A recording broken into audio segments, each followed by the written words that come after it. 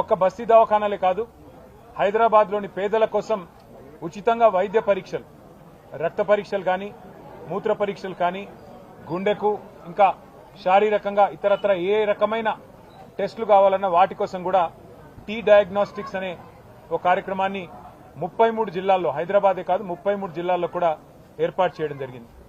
దాంతోపాటు ప్రజారోగ్యం మీద ప్రజలు బాగుండాలి, ముఖ్యంగా పేదలు బాగుండాలన్న ఉద్దేశంతో ప్రతి జిల్లాకు ఒక మెడికల్ కాలేజ్, భారతదేశంలో ఏ రాష్ట్రంలో లేదు, జిల్లాకు ఒక మెడికల్ కాలేజ్ ఏర్పాటు చేసి ప్రతి జిల్లాలో ఒక సూపర్ స్పెషాలిటీ హాస్పిటల్ను కూడా తీసుకొచ్చిన ఘనత కేసీఆర్ గారి ప్రభుత్వానికి. అది మాత్రమే కాకుండా మరి ఒక్కొక్క బస్తీ దవాఖానాలో 108 రకాల మందులు, అక్కడ ఒక డాక్టరు, ఒక నర్సింగ్ స్టాఫ్, సపోర్ట్ స్టాఫ్తో సహా ఉచితంగా 108 రకాల మందులు మరి వారికి అందుబాటులో పెట్టడం జరిగింది. ఈరోజు బస్తీ దవాఖానాల పరిస్థితి ఏంది అంటే, కాంగ్రెస్ ప్రభుత్వం వచ్చినాక ఈ 2 ఏళ్లలో ప్రజారోగ్యాన్ని పక్కన పెట్టారు, కేవలం తమ స్వార్థం మాత్రమే చూసుకుంటున్నారు. అందుకే ఈ ప్రభుత్వానికి గుర్తు చేయాలి, వాళ్ళ బాధ్యతను గుర్తు చేయాలి, ప్రజల ఆరోగ్యాన్ని పట్టించుకోమని చెప్పాలన్న ఉద్దేశంతో ఈరోజు మొత్తం హైదరాబాద్ వ్యాప్తంగా మా ఎమ్మెల్యేలు, మా ఎమ్మెల్సీలు, మా నాయకులందరూ కూడా బస్తీ దవాఖానాల ఆకస్మిక తనిఖీ కార్యక్రమాన్ని చేపట్టాం. అందులో ఇక్కడ గురుబ్రహ్మనగర్లో, ఖైరతాబాద్ కాన్స్టిట్యున్సీలో ఇక్కడ ఉన్న బస్తీ దవాఖానకు నేను రావడం జరిగింది. ఇక్కడ డాక్టర్ నవ్య, అదేవిధంగా వారి సపోర్ట్ స్టాఫ్తో మా కార్పొరేటర్ గారు, మేము అందరం స్థానికంగా ఉండే నాయకత్వం కలిసి మాట్లాడినాం. వారిని అడిగినాం, ఎట్లా ఉందమ్మా పరిస్థితి అంటే, సార్ రోగులు వస్తున్నారు, ఇబ్బంది ఉన్న వాళ్ళు ప్రజలు వస్తున్నారు, కానీ మాకు జీతాలు లేవు, 4 నెలలుగా మాకు జీతాలే రాలేదు, మాకు మరి నెలకు మొదటి రోజే జీతం అని చెప్పుకుంటున్నారు ప్రభుత్వ ఉద్యోగులకు, కానీ మాకు మాత్రం వస్తలేవు సార్, 4 నెలలైందని చెప్పి ఇవాళ ఆ స్టాఫ్ అంతా చెప్తా ఉన్నారు. అట్లాగే మరి మందులు వస్తున్నాయి ఆ టైంకు అంటే 108 రకాల మందులు ఉండాలి, ఎప్పటికప్పుడు అందుబాటులో ఉండాలి.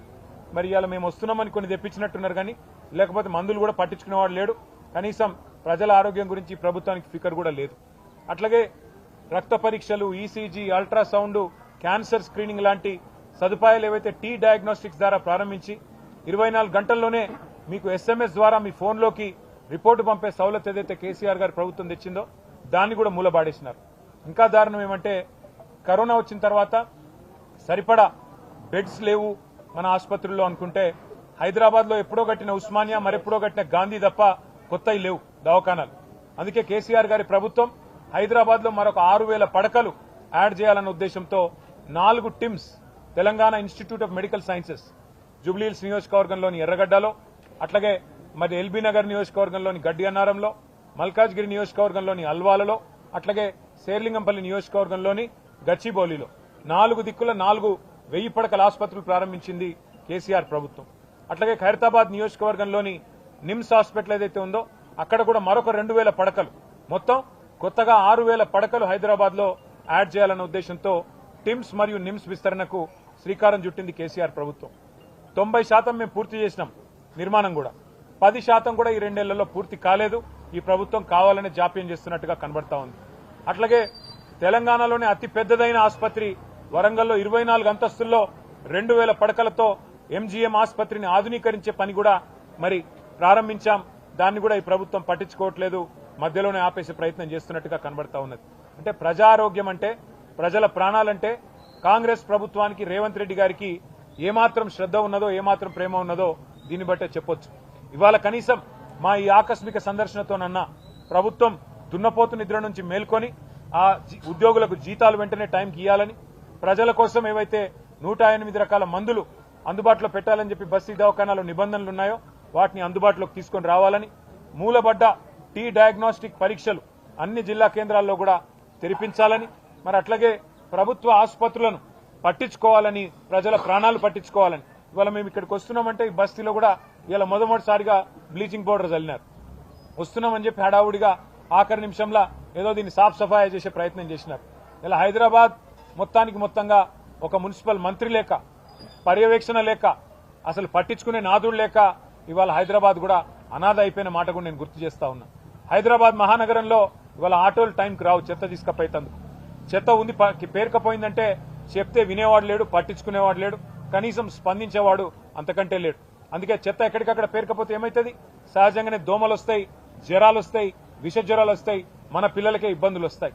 అందుకే ప్రభుత్వాన్ని మేము కోరేది, ఇకనైనా దున్నపోతు నిద్ర నుండి మేల్కోండి, ప్రజల ఆరోగ్యాన్ని పట్టించుకోండి, బస్తీ దవాఖానాలు మేము 450 పెట్టాము. మీకు దమ్ముంటే మీకు చేతైతే మరొక 450 పెట్టి విస్తరించే ప్రయత్నం చేయండి. టిమ్స్ ఆసుపత్రులను వెంటనే వినియోగంలోకి తీసుకురండి, పూర్తి చేయండి. వరంగల్లోని ఎంజీఎం ఆసుపత్రిని కూడా పూర్తి చేసి వినియోగంలోకి తీసుకురండి. మా పార్టీ తరఫున మాజీ ఆరోగ్య శాఖ మంత్రి, మాజీ ఉప ముఖ్యమంత్రి డాక్టర్ రాజయ్య గారి నేతృత్వంలో ఒక కమిటీ కూడా, సబ్ కమిటీ కూడా వేసి డాక్టర్ సంజయ్ ఎమ్మెల్యే గారు, డాక్టర్ మెతుకు ఆనంద్ ఎక్స్ఎమ్మెల్యే గారు ముగ్గురిని కూడా వేసి రాష్ట్రమంతా పర్యటించి మరి అక్కడ ఉన్న స్థితిగతులు కూడా పరిశీలించాలని చెప్పి కూడా ఆదేశించి ఆ రిపోర్ట్ను కూడా ప్రభుత్వానికి పంపుతాం. మీకేమన్నా సోయి ఉంటే, మీకేమన్నా పేద ప్రజల మీద ప్రేమ ఉంటే మేలుకొని వారిని ఆదుకోండి అని చెప్పి కోరుతూ, ముఖ్యంగా బస్తీ దవాఖానాల్లో పనిచేసే సిబ్బందికి జీతాలు వెంటనే అందించాలి. 4-5 నెలల నుంచి 6 నెలల నుంచి జీతాలు రాకపోతే వాళ్ళు ఎట్లా బతుకుతారు ఆలోచించాలని పక్కనే ఉన్న అంగన్వాడీ సెంటర్ కూడా విజిట్ చేశాం. అంగన్వాడీ సెంటర్ని కూడా అక్కడ ఉండే ఆయాలను కూడా అడిగితే, అక్కడ ఉండే టీచర్లను కూడా అడిగితే మాకు కూడా జీతాలు పెంచుతామని హామీ ఇచ్చారు, ఇవ్వలేదు. మాకు ఆ వాగ్దానం మేము ఇచ్చి 100 రోజుల్లో చేస్తాం, 6 నెలల్లో చేస్తామన్నారు, మాకు కూడా ఏం చేయలేదని చెప్పి అంగన్వాడీ టీచర్లు ఆయాలు కూడా చెప్తా ఉన్నారు. మరి ఆ పిల్లలను బాగా చూసుకునే భవిష్యత్ తెలంగాణను నిర్మించే ఆ టీచర్లకు, ఆయాలకు, అట్లాగే ప్రజల ఆరోగ్యాన్ని పట్టించుకునే ఆశా వర్కర్లకు అందరికీ మీరు ఇచ్చిన హామీలు వెంటనే అమలు చేయాలని చెప్పి కూడా ప్రభుత్వాన్ని డిమాండ్ చేస్తూ, మరి గురుబ్రహ్మనగర్ లో ఈరోజు మాకు స్వాగతం తెలిపిన స్థానికులకి, మా పార్టీ నాయకులకి, మా కార్పొరేటర్ గారికి, మా గోవర్ధన్ రెడ్డి గారికి, ఇంకా వెంకటేష్ గారికి, మా కవితమ్మకి పేరు పేరున అందరికీ కూడా ధన్యవాదాలు తెలియజేస్తూ, ఇక్కడ ఉండే ప్రజలకు కూడా నేను ఒకటే విజ్ఞప్తి చేస్తా ఉన్నా, ఈ దున్నపోతు ప్రభుత్వాన్ని మేల్కొల్పడానికే మేమందరం కూడా ఉన్నాం. తప్పకుండా మీ తరఫున हम आवाज उठाएंगे आपके तरफ से और हम लड़ेंगे आपके तरफ से. अगर ये गवर्नमेंट अगर नाकाम गवर्नमेंट जो है काम नहीं करती है तो वादा आपसे है 2 साल बाद केसीआर साहब वापस आएंगे और फिर हैदराबाद को पटरी पे लाएंगे, तेलंगाना को पटरी पे लाएंगे और फिर एक बार बस्ती दवाखाना हो या टिम्स हॉस्पिटल हो या हमारे भाई और बहन की जो सेहत की बात हो, इस पे पूरा का पूरा जो एक फोकस करना है वो फोकस करके हर किसी को मुतमईन करना हमारी जिम्मेदारी है. हम ये फर्ज हम निभाएंगे आपसे कहते हुए आप सबसे भी रुखसत लेते हैं. Thank you.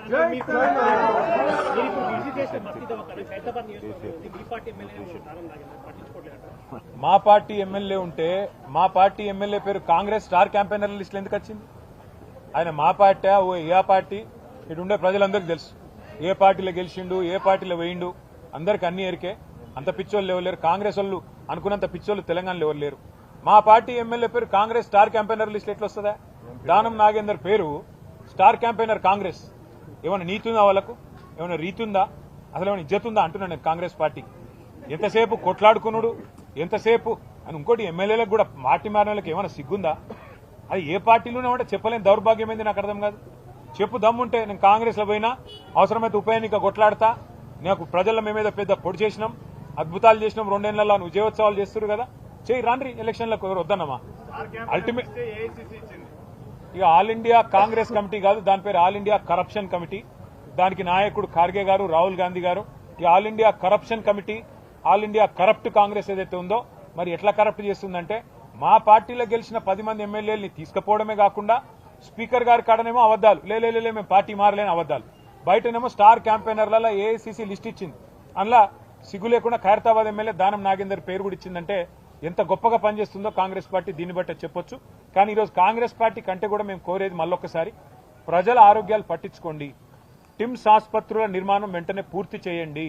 లేకపోతే ఒక్కొక్క టిమ్స్ ఆసుపత్రి దగ్గర 1000 మందితో తొందరలోనే ధర్నా కార్యక్రమం పెడతాము. ఇంకా హైదరాబాద్ లో ఇవాళ ప్రజల కష్టాలు గమనించండి. 350 బస్తీ దవాఖానాలు ఏవైతున్నాయో వాటికి రండి. ఇవాళ దవాఖానాలకే సుస్థి చేసే పరిస్థితి ఉన్నది. అక్కడ ఉండే సిబ్బందిని పట్టించుకోండి. 4-6 నెలలు జీతాలు ఇవ్వకపోతే వాళ్ళు ఎట్లా బతుకుతారు? ఇది మా పార్టీ తరఫున మేము అడుగుతున్న ప్రశ్న. హైదరాబాద్ అంతటా చేసిన ఈ కార్యక్రమాన్ని కొనసాగిస్తాం. వాళ్ళకు న్యాయం జరిగేదాకా పోరాడతాం. థ్యాంక్